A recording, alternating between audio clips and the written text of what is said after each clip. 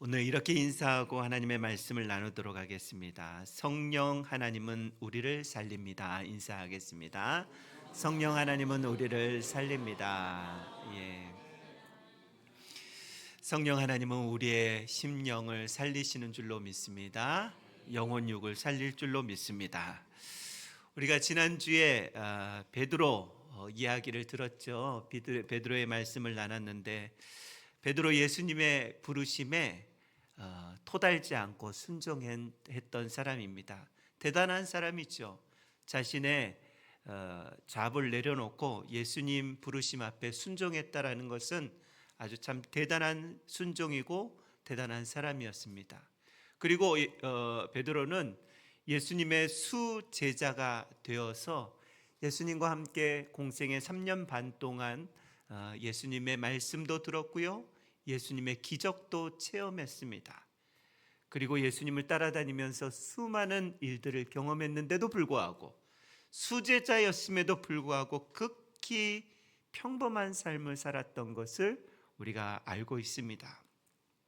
그런 베드로에게 예수님께서는 이제 하늘로 승천하시면서 뭐라 말씀하셨냐면 성령 하나님을 구하라 라는 그런 미션, 그런 말씀을 허락하여 주셨습니다. 그래서 120명의 초대교회 성도들과요, 마가의 다락방에서 베드로가 성령 충만함을 위해서 기도할 때 성령이 초대교회 안에, 마가의 다락방에 있는 120명의 성도들 안에, 그리고 특별히 베드로 안에 부어졌던 것을 보게 되었습니다.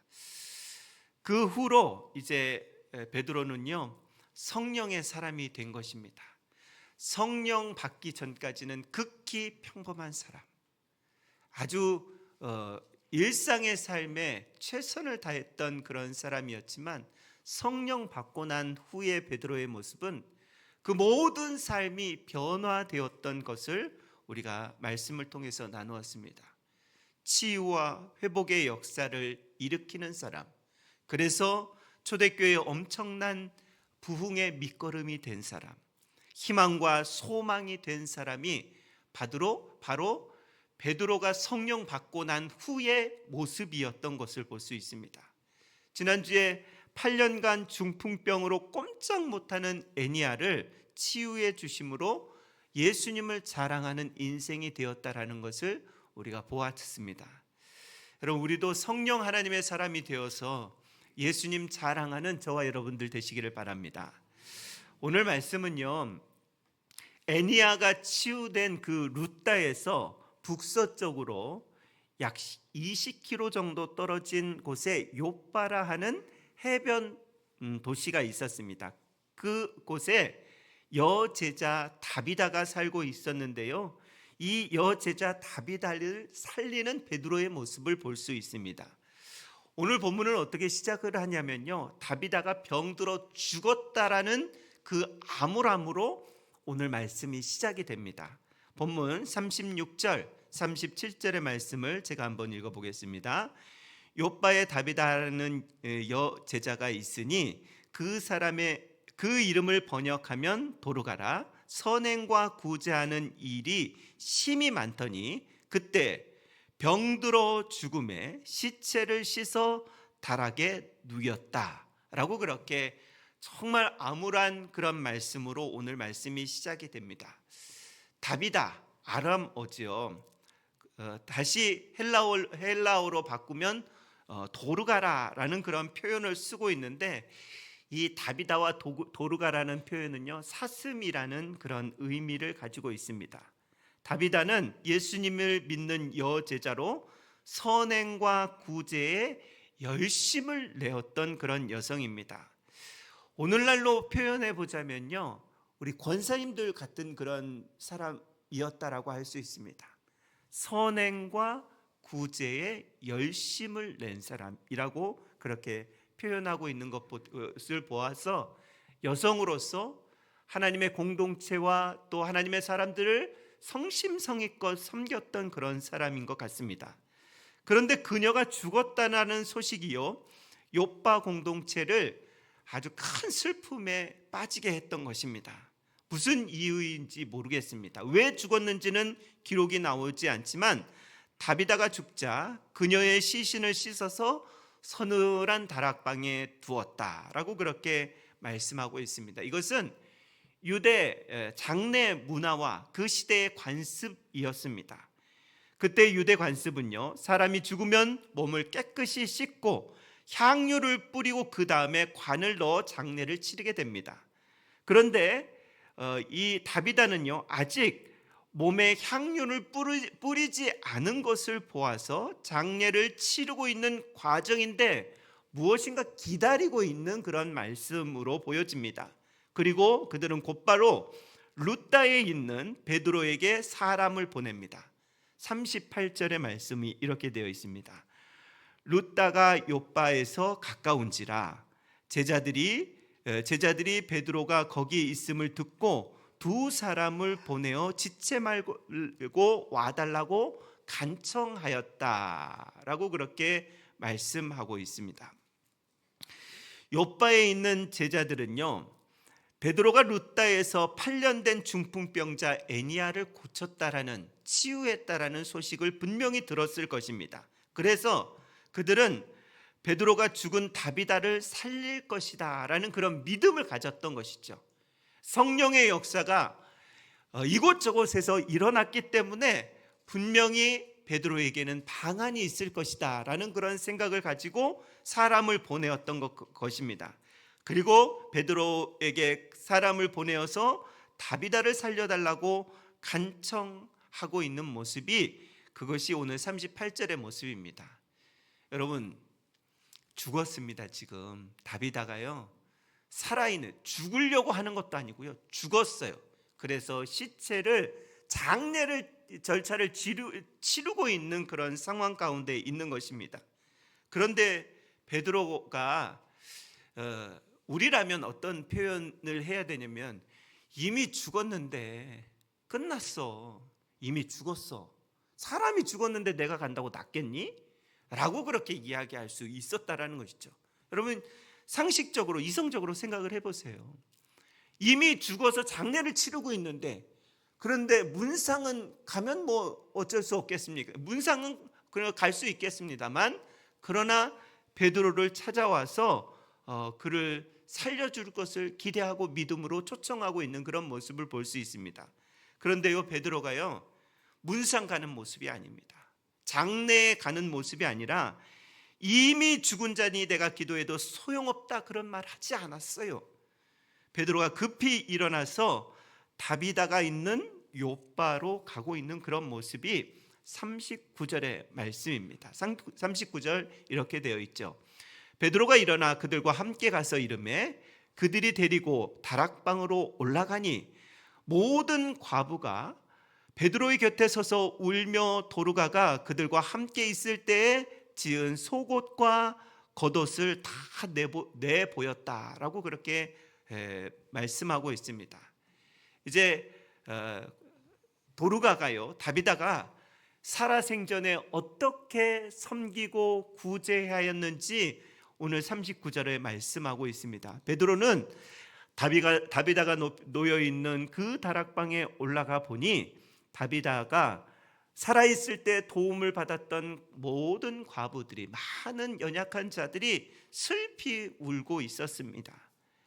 그들은 베드로에게 자신의 겉옷과 속옷을 보이면서 다비다가 살아있을 때 그 여제자가 만들어준 것이다라고 그렇게 이야기하며 울고 있었다라는 것입니다. 선행을 얼마나 많이 베풀었길래, 구제를 얼마나 많이 했길래 모든 연약한 자가 그 장례식에서 이렇게 한 사람의 죽음을 이렇게 애도하며 울고 있었을까요? 여러분, 저는 이 말씀을 묵상하면서 무슨 생각을 했냐면, 내가 하나님의 부름을 받는다면 내 장래에 어떤 사람이 올 것인가, 그런 생각이 번뜩 떠오르더라고요. 내가 하나님의 부름을 받는다면 내 장례식에는 누가 올까? 누가 올까? 내가 부의금을 한 사람이 올까? 내가 장례식에 참여했던 사람이 올까? 이런 여러 가지 생각을 들면서 다시 한번 이런 생각이 주님께서 제게 주셨습니다. 내가 이 땅을 살아갈 때 목회를 잘해야, 하나님 맡기신 그 사역을 잘해야 하나님께서 갚으시는 은혜가 있다라는 것을 묵상하게 되었습니다. 아무렇지도 않게 우리 교우들에게도 선행을 베풀지 않고 이 지역에 있는 사람에게도 아무 영향력을 끼치지 않는데 그들이 내 장례식에 올까? 여러분, 우리가 이 땅에서요, 이 지역에서 선행과 구제하는 일을 베풀지 않는다면 오늘 본문에 나온 도루가와 같은 모습이, 그런 장례가 진행되어지지 않는다라는 것입니다. 하나님 주시는 마음으로 선행과 구제하는 일을 최선을 다해서 해야 된다는 것입니다. 거기서 내 이름이 드러나는 것이 아니라요, 예수님의 이름이 드러나야 된다는 것이죠. 일은 내가 해요. 그러나 성령께서 주시는 마음으로 내가 일하면, 그러면 예수님이 증거되어지고 자랑되어진다라는 사실을 우리가 기억하면서 우리가 이 땅을 살아가야 되는 줄로 믿습니다. 이렇게 여러분, 다비다는요, 선행과 구제하는 일을 누구보다도 열심히 했던 것입니다. 왜요? 하나님께서 내게 맡기신 일이었기 때문에 그렇습니다. 하나님 주시는 성령의 음성에 순종했기 때문에 이런 일들을 했다라는 것입니다. 베드로가 죽은 다비다가 살아날 것이라는 그러한 믿음을 가지고 이제 기도하기 시작합니다. 여러분, 이런 믿음은 아무나에게나 주어지는 믿음이 아닙니다. 성령 충만한 베드로에게 이 여인을 위해서 기도했을 때 살아날 것이다라는 그런 믿음을 가졌던 것입니다. 상당히 용감 있는 기도가 아니었나 생각을 해보게 됩니다. 베드로가 다비다를 위해서요, 간절히 시체 앞에서 기도하는 것입니다. 그리고 다비다야 일어나라 라고 그렇게 선포하고 있습니다. 40절 말씀을 보십시오.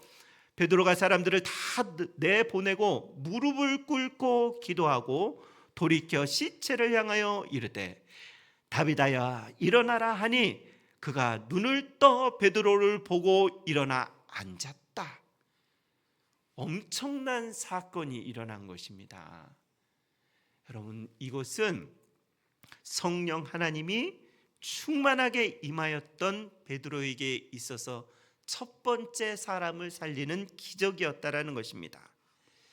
여러분, 우리는 사도행전 지금 9장을 보고 있는데요, 사도행전 1장에서 오늘 본문 전까지 죽은 사람이 살아났다라는 그런 말씀이 없습니다.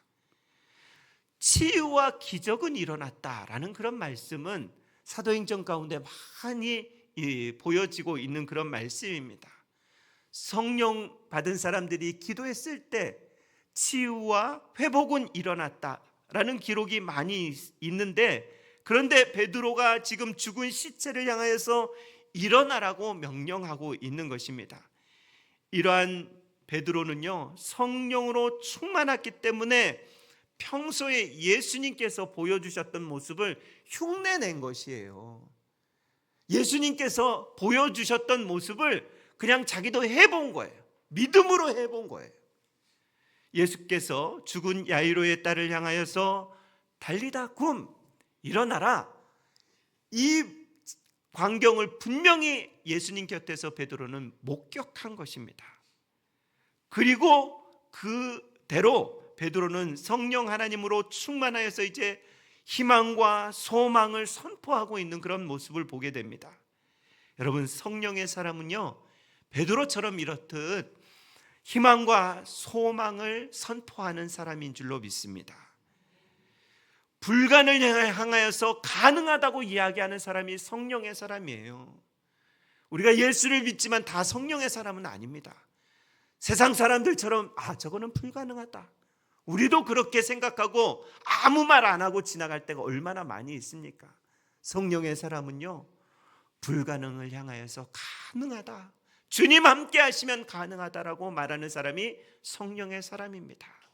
성령의 사람은요, 죽은 사람을 향하여서 하나님 회복의 은혜를 허락하실 줄로 믿습니다라고 선포하는 사람이, 그 사람이 바로 성령의 사람이라는 것입니다. 여러분, 우리 주변 사람들이요, 어떤 말들을 하냐면 이제 끝이야, 당신 끝났어, 너무 늦었어, 회복되기에 불가능해 라는 그런 이야기들을 참 많이 합니다.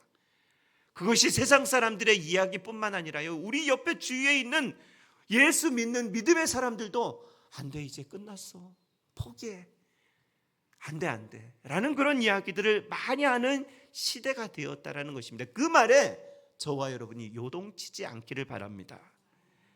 우리 안에 계신 성령님이 불가능이란 없다라고 그렇게 말씀하고 있습니다. 사방에 우겨싸임을 당하게 될 때가 얼마나 많이 있는지 몰라요. 그럼에도 불구하고 늘 말씀드리는 것이지만 하늘은 열려 있다라는 것입니다. 사방이 우겨싸임을 당하고 정말 해결 방안이 없는 것 같지만 하늘은 뚫려 있다라는 것이죠. 거기서 능력이 우리에게 내려오는 줄로 믿습니다. 베드로가 다비다를 향하여서 일어나라고 말하자 다비다가요 정말 일어나는 은혜를 맛보게 됩니다. 이 일들로 인하여서 요빠의 수많은 사람들이 예수 믿게 되었다라고 그렇게 말씀하고 있는 본문이 42절, 온 요빠 사람들이 알고 많은 사람이 주를 믿더라 라고 그렇게 말씀하고 있습니다. 저는 오늘 이 말씀을 통해서 짧게 두 가지의 말씀을 나누기를 원합니다. 첫 번째로는 성령 하나님은 사람을 살린다라는 것입니다. 여러분, 베드로는요 성령 충만한 후에 패배한 인생에서 위대한 인생을 살아가는 사람의 모본이 된 것입니다. 베드로는 자신의 힘으로 예수님을 따라다니면서 열심히 예수님 믿어보려고 했습니다.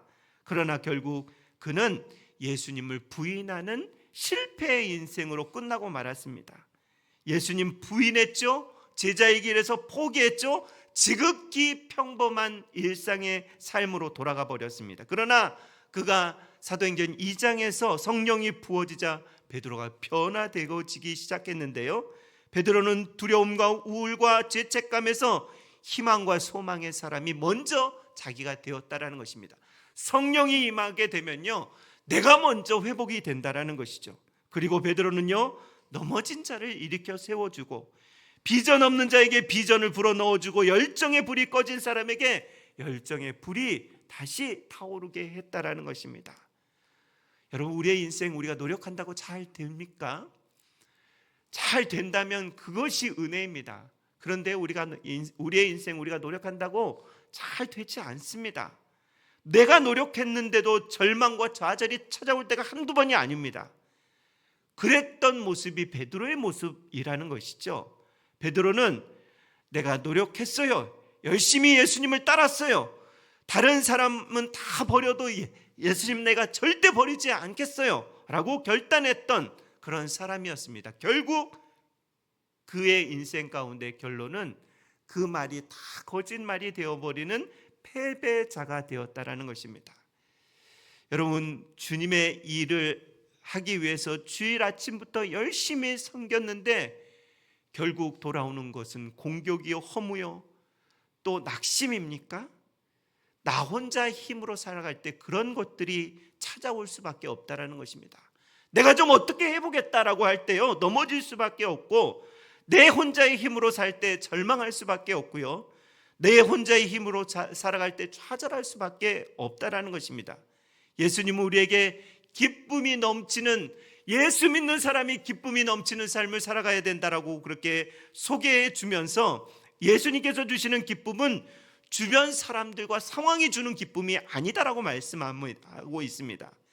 예수님 주시는 기쁨은요 우리 마음속에서 계속 샘솟아 오르는 생수와 같은 성령님의 기쁨이 우리의 기쁨이 되어야 되는 줄로 믿습니다. 그래서 요한복음 7장 37절부터 39절까지 이렇게 말씀하고 있습니다. 누구든지 목마르거든 내게로 나와서 마시라. 나를 믿는 자는 성경의 이름과 같이 그 배에서 생수의 강이 흘러나오리니 이는 그를 믿는 자들이 받을 성령을 가리켜 말씀하신 것이다. 여러분, 성령이 우리에게 충만하면요 생수의 강이 흘러나온다라고 그렇게 말씀하고 있습니다. 이 생수의 강은 무엇을 의미하냐면 성령 하나님으로 충만한 사람은요 생수의 강은 한 민족을 살리는 그런 곳 아닙니까? 민족을 살리는 그런 사람이 된다라는 그런 말씀입니다. 어떤 사람이요? 성령 충만함을 받은 그 한 사람이 민족을 살리는 사람이 된다라고 말씀하고 있습니다. 세상이 주는 기쁨이 있습니다. 부인할 수가 없지요. 주변 사람이 주는 기쁨도 있습니다. 상황과 환경이 주는 기쁨도 있습니다. 그러나 그 기쁨은 아주 일시적인 기쁨이라는 것이지요. 우리는 주변 상황과 환경과 관계없이 늘 내 마음 가운데서 생수의 강이 날마다 흘러나오게 하는 성령 하나님의 충만이 필요한 줄로 믿습니다. 두 번째, 성령 하나님은요, 사람을 살리는 사람으로 나를 바꾸어 준다라는 것입니다.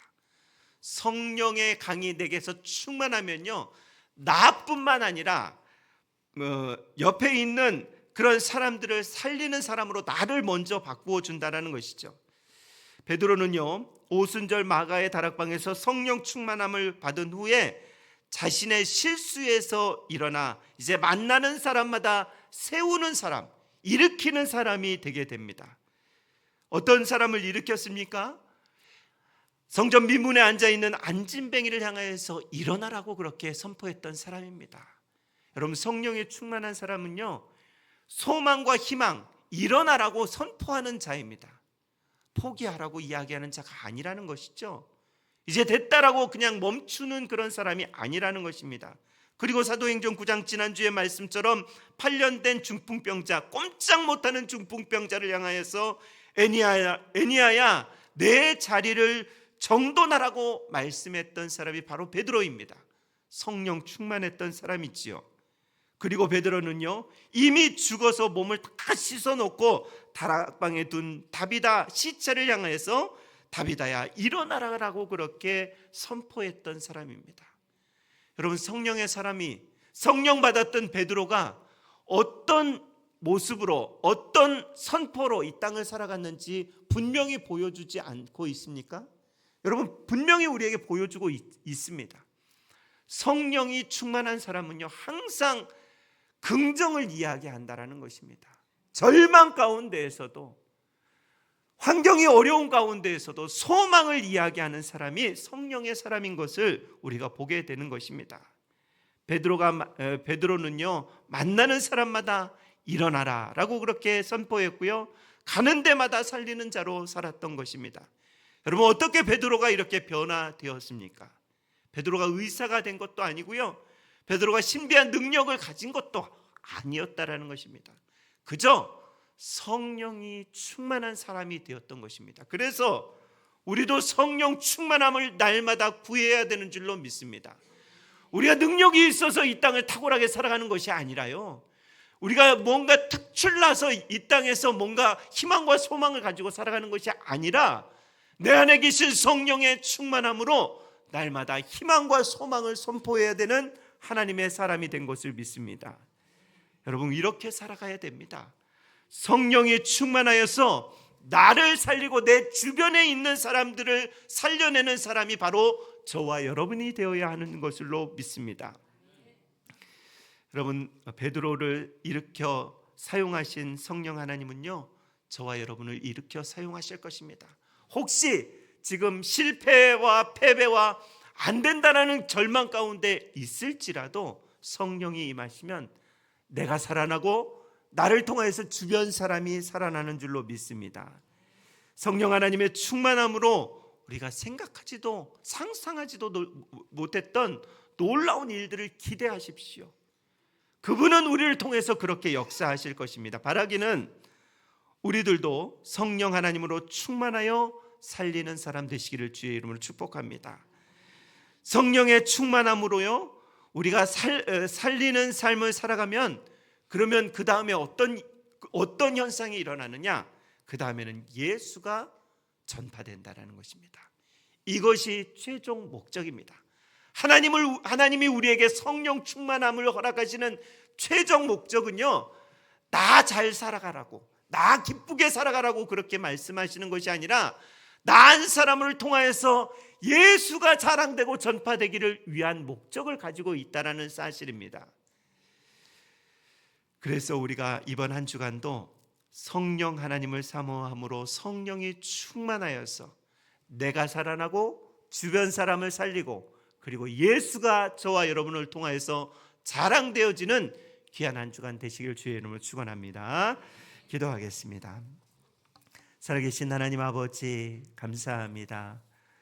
우리를 하나님의 사람으로 불러주시어서 하나님의 백성답게 이 땅을 살아가고 예배할 수 있도록 은혜를 베풀어 주시니 감사합니다. 하나님, 우리의 믿음이 여기서 머무르는 것이 아니라 이제 베드로처럼 성령 충만함을 통하여서 하나님 아버지 늘 사람을 살리는 희망과 소망을 선포하는 성령의 사람들이 되게 하여 주옵소서.